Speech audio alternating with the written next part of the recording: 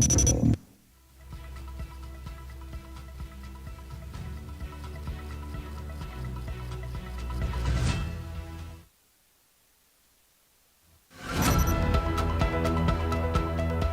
wala pa akong report kasi na natatanggap sa PSG. No? Kasi pinapa-report namin sila every month. Yung last nga na pinareport namin sila, hindi pa daw dumarating yung vaccines. So I suppose itong next monthly report nila, doon pa natin malalaman. Doon pa nila ako dapat i-inform. So yes, until yesterday, hindi ko naman alam paano meron ng Sinopharm.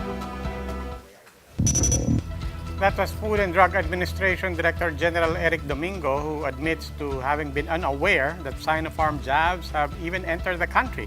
The president on Monday night received his first dose of the China-made jab. The top government officials say there was nothing unlawful with the president's inoculation, saying Duterte is covered by the compassionate special permit granted for the Presidential Security Group.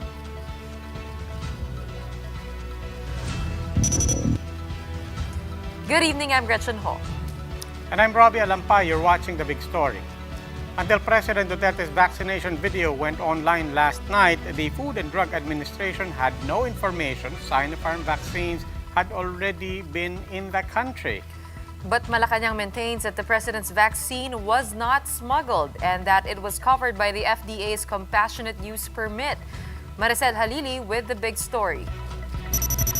More than 2 months since the vaccine rollout in the country began, President Duterte finally got his first COVID-19 shot. I feel good, and I have been expecting this shot vaccination a long time ago. It was took my doctor, my private doctor, a long time to make the assessment. And he has chosen Sinopharm. But the use of Sinopharm caught the Food and Drug Administration by surprise. They were not even aware that the jab has entered the country. Officially, wala pa akong report kasi na natatanggap sa PSG. No? Kasi pinapa-report namin sila every month. Yung last nga na pinareport namin sila, hindi pa daw dumarating yung vaccines. So I suppose itong next monthly report nila, doon pa natin malalaman. Doon pa nila ako dapat i-inform. Sinopharm has always been Duterte's preferred brand. But Sinopharm to this day has yet to file for Emergency Use Authorization or EUA from the local FDA. What it has is a compassionate special permit for 10,000 doses for the Chief Executive Security Detail. Ang nangingi sa amin ng CSP is the director of the PSG Hospital, the head of the PSG Hospital. So para maprotektahan yung kalusugan ng Pangulo, sila yung magbibigay ng bakuna kung kailangan. Of course, primarily, it was given for the PSG members na close contact security ni Presidente. Kung nag-decide sila na ibigay ito dun sa ibang malapit kay Presidente, they will have to report to us. For the president's men, the Sinopharm jab used was neither unauthorized nor smuggled.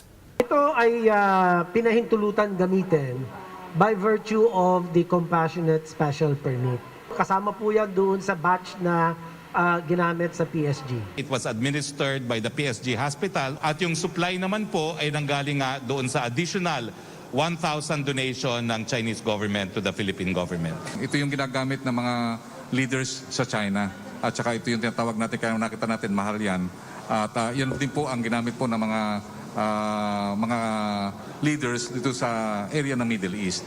So with that nakita ng recommendation ng kanyang doktor na talaga yung Sinopharm ang mas sa kanya. But the president's inoculation came as a surprise to Dr. Lulu Bravo of National Adverse Events Following Immunization Committee.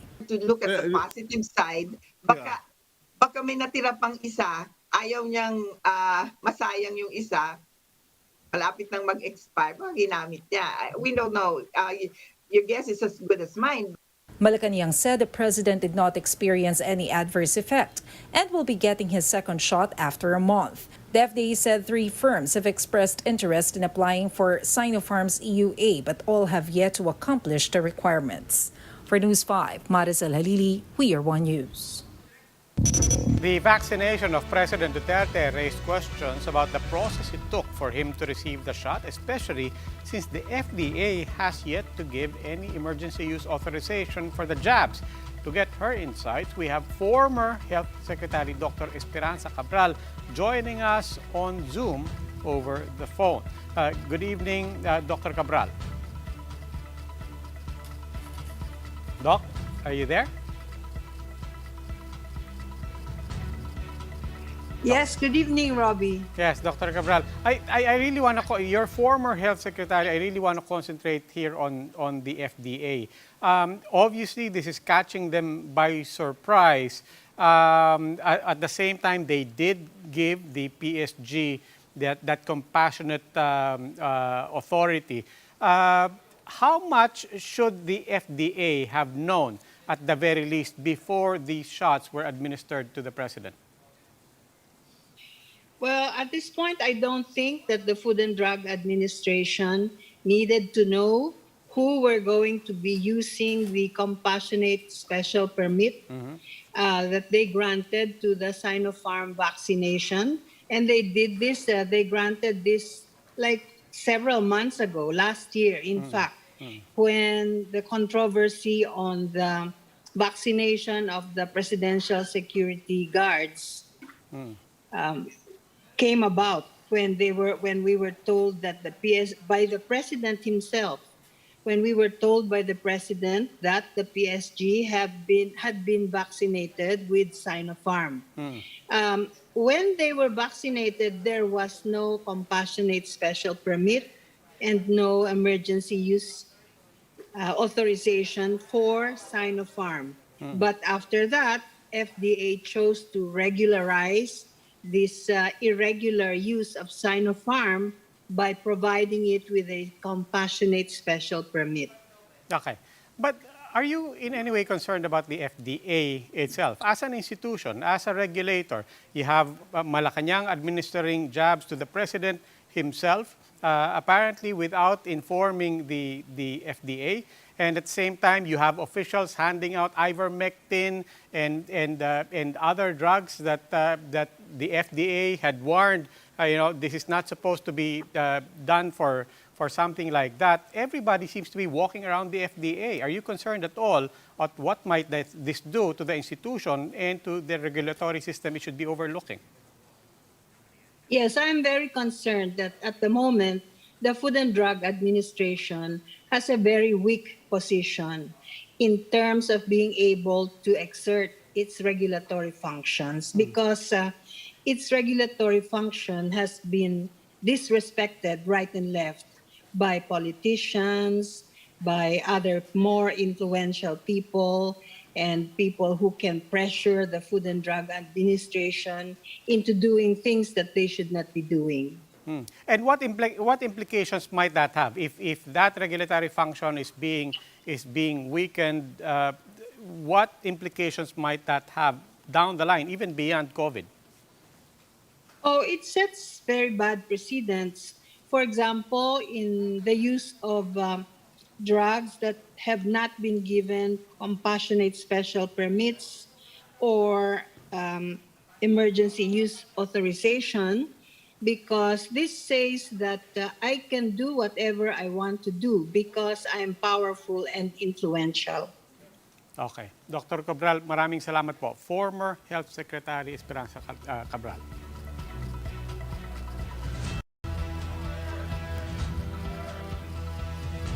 How is Sinopharm in the meantime faring in terms of efficacy? Tonight's big number is 79.34%. That's the efficacy rate released by its developer, Beijing Biological Products Institute, a unit of Sinopharm subsidiary. This, however, is based only on the vaccine's interim data. The manufacturer has yet to publish its full efficacy data from final trials. But based on trials from Brazil, Turkey, and Indonesia, efficacy readings of the China-made shot varies between 50 to 83%. These are the other big stories tonight.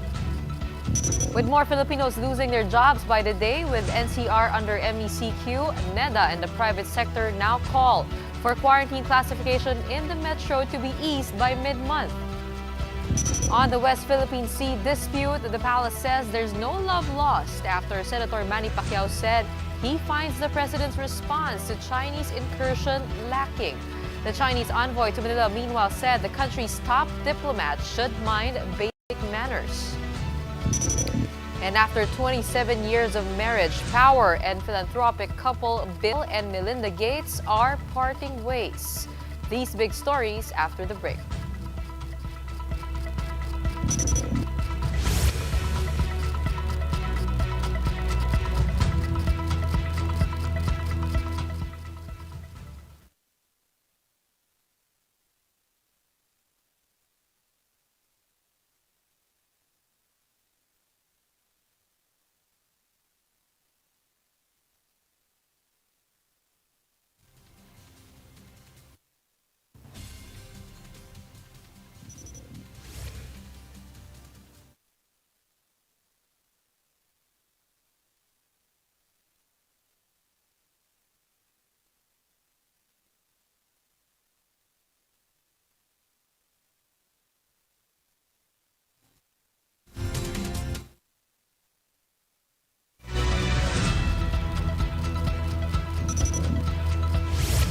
Good evening, I'm Robbie Alampay. You're still watching The Big Story.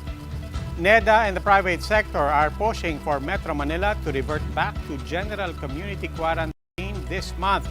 By their calculations, for every 2 COVID cases that we prevent on the one hand, some 3.5 jobs will be lost on the other. Jovi Francisco with the details.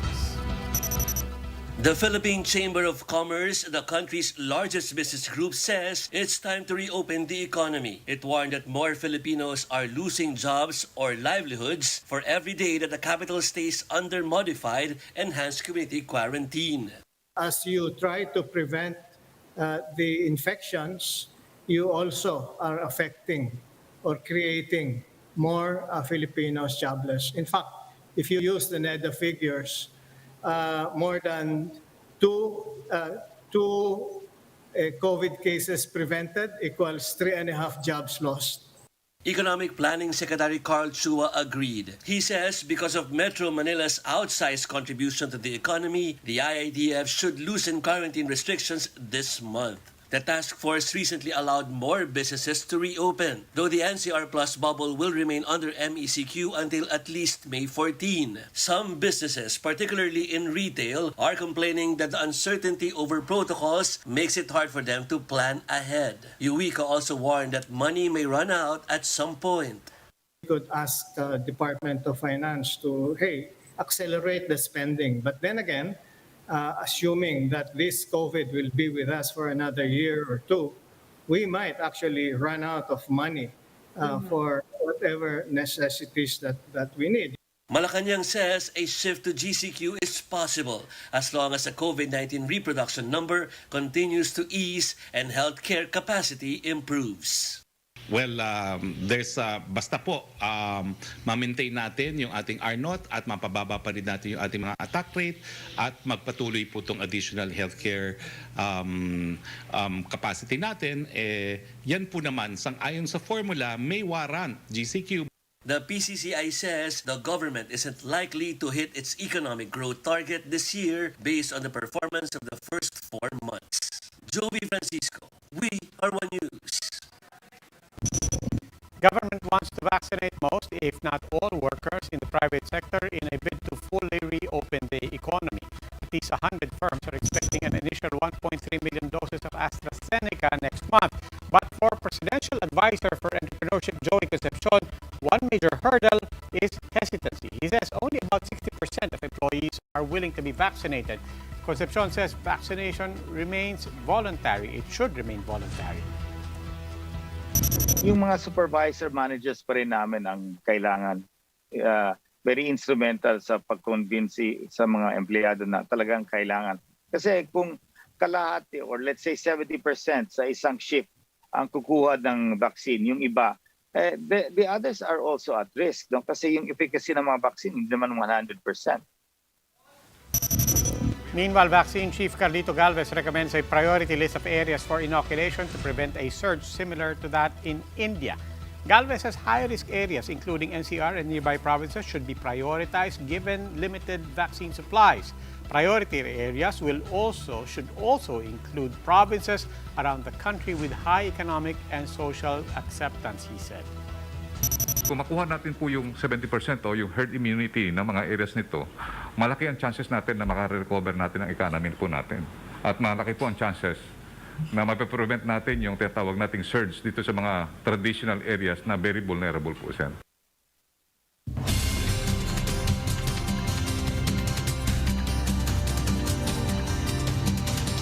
Time for an extra's look at some of the day's big stories. In his pre-recorded address last night, President Duterte claimed he made no promise during his electoral campaign that he would retake the West Philippine Sea. Duterte added that he never mentioned the tensions with China because it was, quote, a very serious matter. But during his campaign speeches in 2016, Duterte had repeatedly said he would raise the issue with China if its incursion persists. In a presidential debate, he even said he would ride a jet ski and plant the Philippine flag in the Spratlys. Acting president of ruling party PDP Laban, Senator Manny Pacquiao, meanwhile says Duterte's stance on the West Philippine Sea issue is lacking. Pacquiao said the president's recent pronouncements were discouraging and compared these to Duterte's strong pushback against China during his presidential bid. The palace denied that there's a rift between the boxer and the president. Meanwhile, Chinese Foreign Ministry spokesperson Wang Wenbin once again calls on the Philippines to respect China's supposed sovereignty and jurisdiction over the Scarborough Shoal. Wenbin also took a swipe at Philippine top diplomat Secretary Teddy Locsin, saying a certain individual should mind basic manners. The palace said Locsin has already apologized to his Chinese counterpart following an expletive-laden tweet.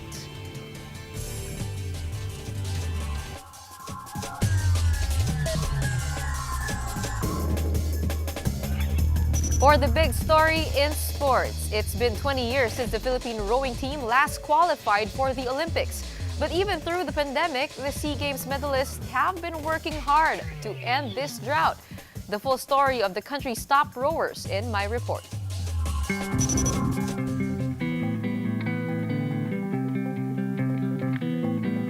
Touchdown Japan. The Philippine rowing team is now in Tokyo as they seek to clinch a spot in the Tokyo Olympics. They're competing at the 2021 World Rowing Asian and Oceanic Olympics Qualification Regatta. After winning 3 gold medals in the 2019 Southeast Asian Games, head coach Edgar Mayrina says the team is already in its peak, ready to end a 20-year qualifying drought. Since we started our preparation for this event last year with our foreign coach, from February, I continue to prepare the training of our foreign coach. Meron mang naiwan na training program, handang-handa na po sila dahil sa tagal ng paghahanda ng aming training since last year. The pandemic has put a stop to their international exposure, their last competition being in 2019.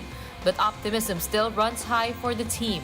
The tandem of Melka Jen Caballero and Joni Delgaco looks to secure a spot in the women's double sculls category, while the duo of Roque Abala and Zuriel Sumintak is gunning for a top 3 finish to qualify for men's double sculls. Gigil po talaga muna ma-qualify po kasi nga matagal na po bago may na-qualify po dito sa team. Wala rin po kasing imposible mo kung bibigay mo po lahat eh. Also eager for an Olympic spot is Chris Nievares for the men's single sculls category. Banking on his gold medal finish last SEA Games, Chris aims to finish in the top 5 to clinch an Olympic spot. Yun po yung nagpapataas sa akin ng moral na kaya kong makipagsabayan sa mga mas matataas na country po. Some had to double up on their training to catch up, like enlisted military personnel Roque and Melka Jen, who served as frontliners last year. Bali na-dispatch po ako ng Marikina para sa distribution and checkpoint. Diyan lang po sa Taguig. As the national rowers look to achieve their Olympic dreams, the MVP Sports Foundation has been consistently doing their part to help out. Maraming salamat sa MVPSF sa napili nyo kami na isang sport bilang masuportahan itong paghahanda namin sa qualify. The Olympics qualification regatta will take place tomorrow until May 7. Gretchen Ho, We Are One News. Time for another quick break. When we return, one of the world's wealthiest couple is calling it quits. Philanthropists Bill and Melinda Gates are going the divorce route after 27 years of being together. And ready to enter Phase 4 of the Marvel Cinematic Universe, fans were treated to a 3-minute taste of what's in store from Marvel Studios.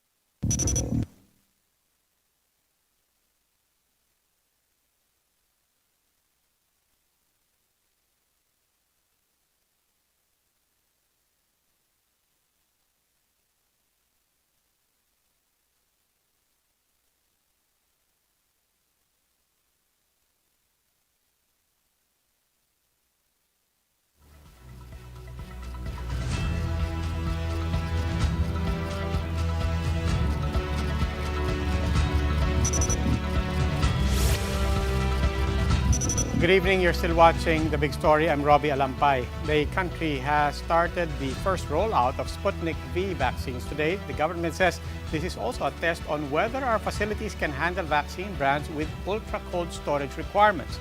Mobile journalist Jacob Lazaro gives us the front seat to this story.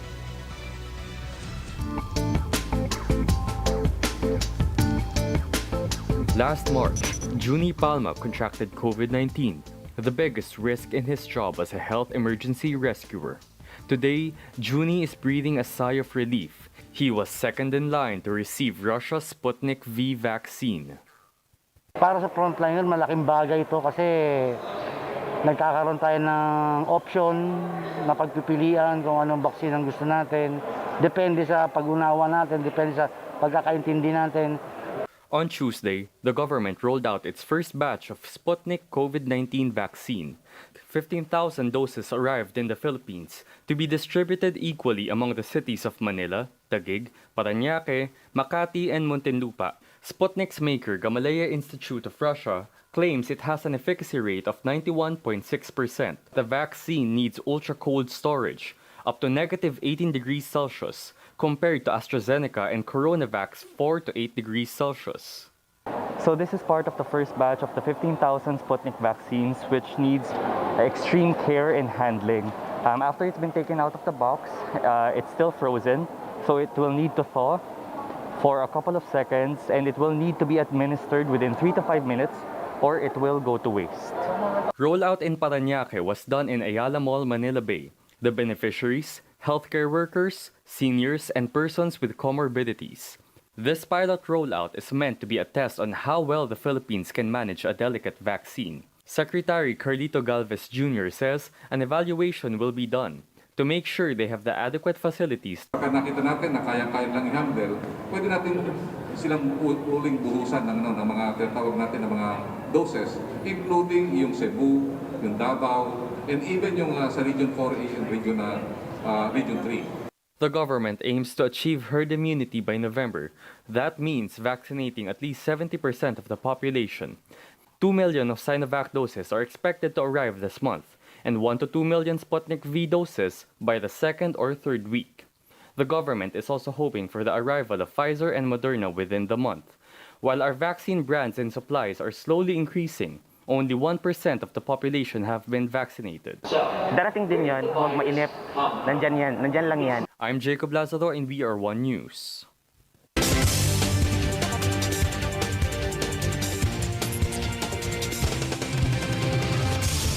Let's take a look at the biggest stories on print and online. From the Philippine Star, the Supreme Court resumes today oral arguments on the anti-terrorism law. During the online session, the Office of the Solicitor General said rallies may be punishable under law if intent and purpose are present. The OSG also rejected the term red tagging, saying that the government's accusations of ties with communist groups is, quote, truth tagging. From Business World, survey firm the IHS Markit showed that the country's factory activities fell below the neutral 50 in April. The Philippines Manufacturing Index slipped to 49 last month from 52.2 in March. This is due to prolonged and stricter lockdowns to stem the spike of COVID-19 infections. And this from News 5, Hong Kong authorities have suspended a policy that required COVID vaccination before domestic workers can get their contracts renewed. In a statement, the Philippines Consul General in Hong Kong thanked Chief Executive Carrie Lam for the move. Even then, the consulate encourages Filipinos in Hong Kong to avail of the free and voluntary vaccination program. And here are the other big stories from around the world.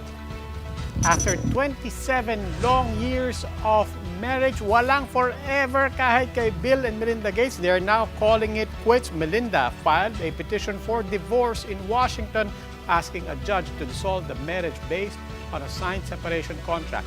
The philanthropic couple announced their decision on Twitter. They say they no longer believe they can grow together as a married couple. Still, they promise to continue their work at the Bill and Melinda Gates Foundation, which has raised about $54 billion to support a wide range of initiatives related to global health and poverty alleviation. And the World Health Organization has made updates on its public health information on COVID-19 transmission. On its official website, WHO says the virus is typically transmitted within 1 meter through aerosols or droplets. But they add that the virus can also spread at a longer distance or farther than 1 meter. WHO says this usually happens in poorly ventilated or crowded indoor settings.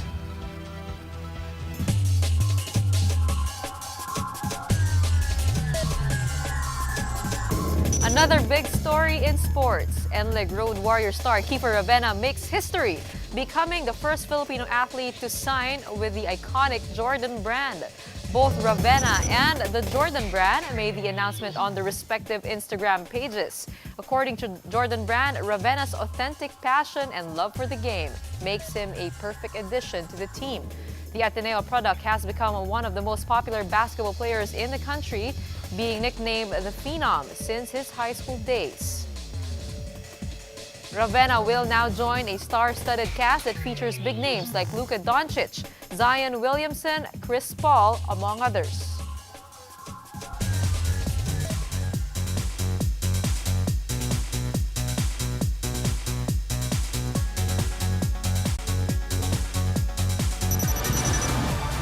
Marvel fans, assemble! In a 3-minute video, Marvel Studios encourage fans to return to movie theaters. Hit hard by the pandemic and upstaged by streaming services. What's in it for the fans? A slate of 10 movies for Marvel Cinematic Universe's Phase 4, including prequel Black Widow, Eternals, helmed by Oscar winner Chloe Zhao, and sequels for Black Panther subtitled Wakanda Forever and Captain Marvel retitled as The Marvels. Marvel also shared a footage from inside a theater where fans went gaga over the decisive battle scene in Avengers Endgame.